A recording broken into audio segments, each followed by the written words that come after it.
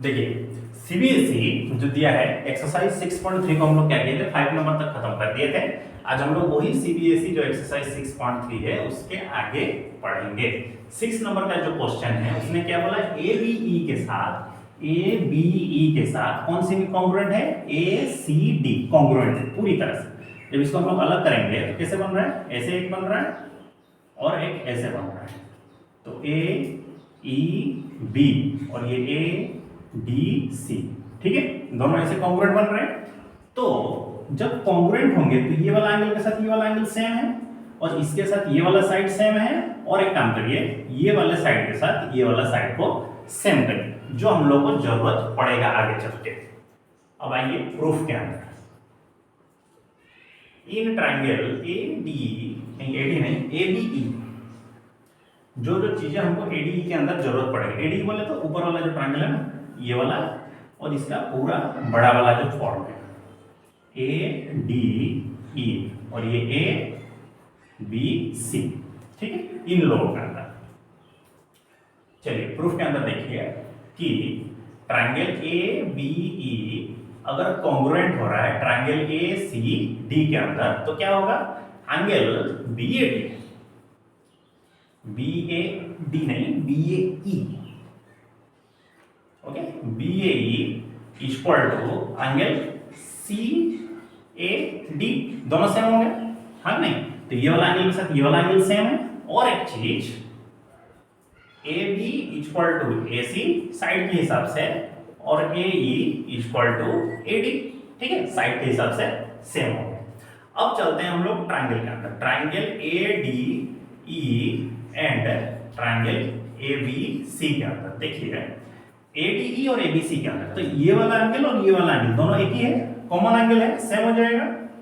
Angle D A E equal to B A C, क्या है ये, कॉमन एंगल है,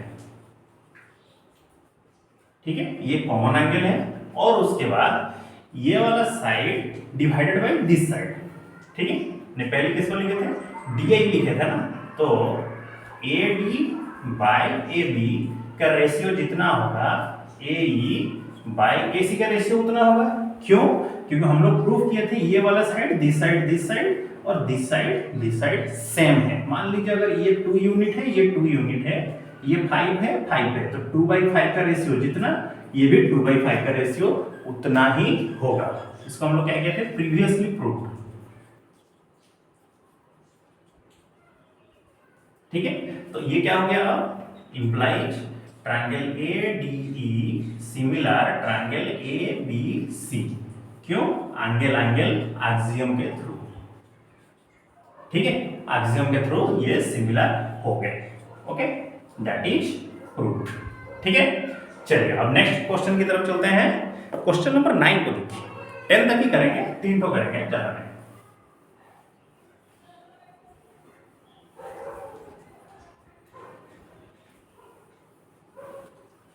क्वेश्चन नंबर 9 देखिए क्या लिखा है उसमें,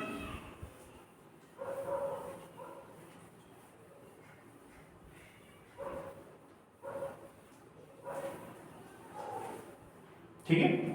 क्वेश्चन नंबर 9 में लिखा क्या है ये पहले देखिए, क्या बोल रहा है क्वेश्चन नंबर 9 को, इन फिगर 6.39। अच्छा देखिए ये वाला जो फिगर है ऐसे बोला गया,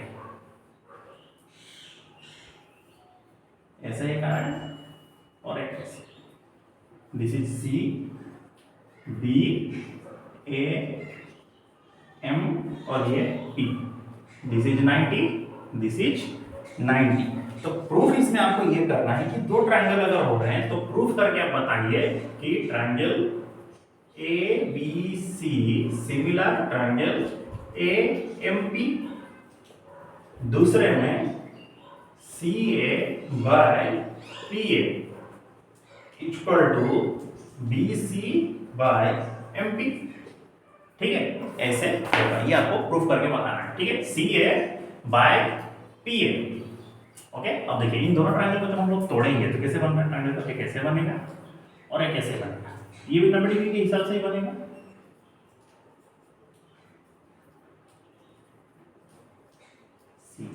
दिस इज 90, दिस इज 90, तो ये वाला जो एंगल है कॉमन है दोनों के लिए, तो ये वाला एंगल को जब हम थोड़ा चेंज करेंगे, m इधर आ गया, a इधर आ गया, तो ये p होगा, दिस इज एंगल और दिस इज m, सेम। तो इन triangle ABC and triangle AMP के अंदर क्या लिखा गया है कि angle ABC equal to AMP कितना 90 डिग्री, फिर BAC इक्वल टू MAP, क्यों कॉमन है,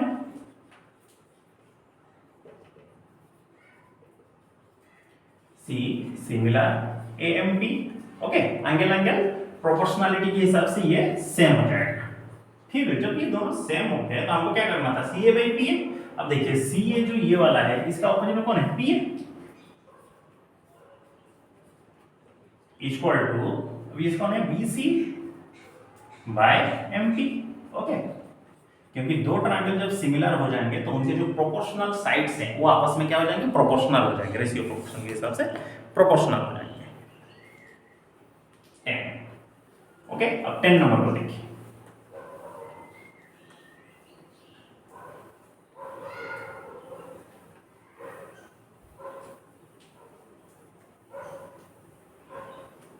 ठीक है।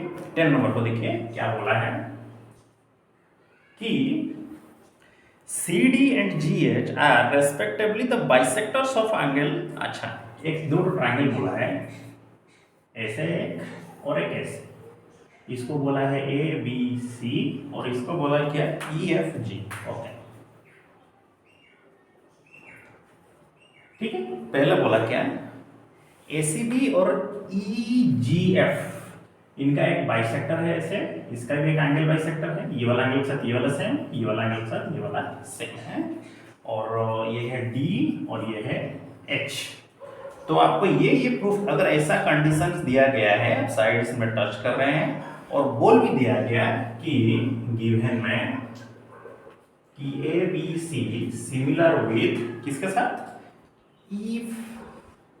EG, मतलब FTG बोले तो ये वाला F होगा, ये वाला E होगा, ओके, ऐसा हम लोगों को गिवन है। और टू प्रूफ में हम लोगों को ये काम करना है कि CD divided by GH equal to AC by FG, और सेकेंड बिट में ट्रायंगल DCB इक्वल टू नहीं, सिमिलर है, सिमिलर ट्रायंगल HGF। फिर third bit triangle DCA similar triangle HGF, ये E है और ये F है। देखिए DCB किधर गया, DCB ये वाला जो ट्रायंगल है वो किसके साथ सेम हो रहा है, HGF, इसके साथ सिमिलर होना चाहिए, ठीक है। तो पहला कंडीशन ये देखिए कि, और ये बोला क्या, CD बोल दिया है और GH बोला है, ठीक है, और AC मतलब ऊपर वाले के हिसाब से। तो पहले इन दोनों ट्रायंगल को सिमिलर करिए, प्रूफ।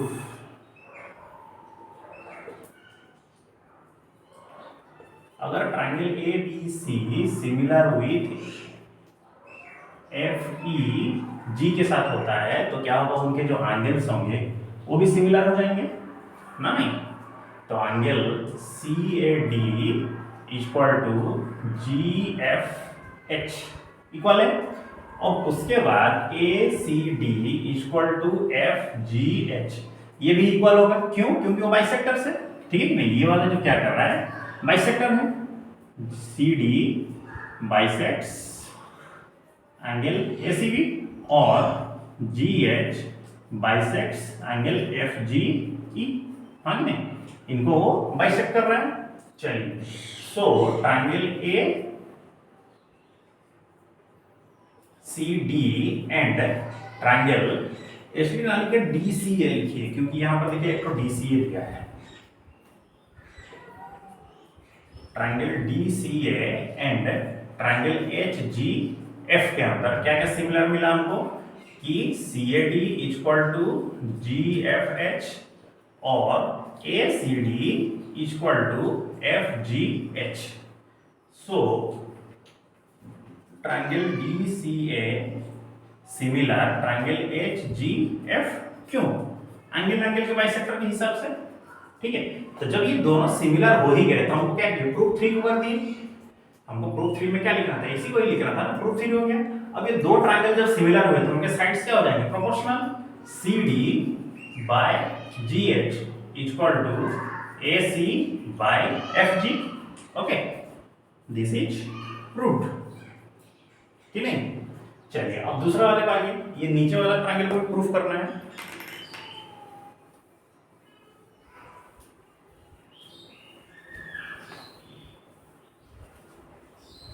ओके, चलिए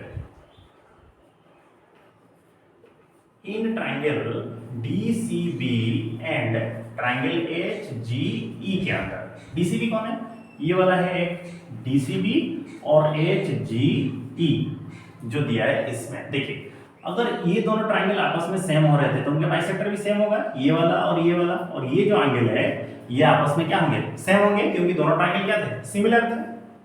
सो angle CBD equal to GEH है कि नहीं, सेम।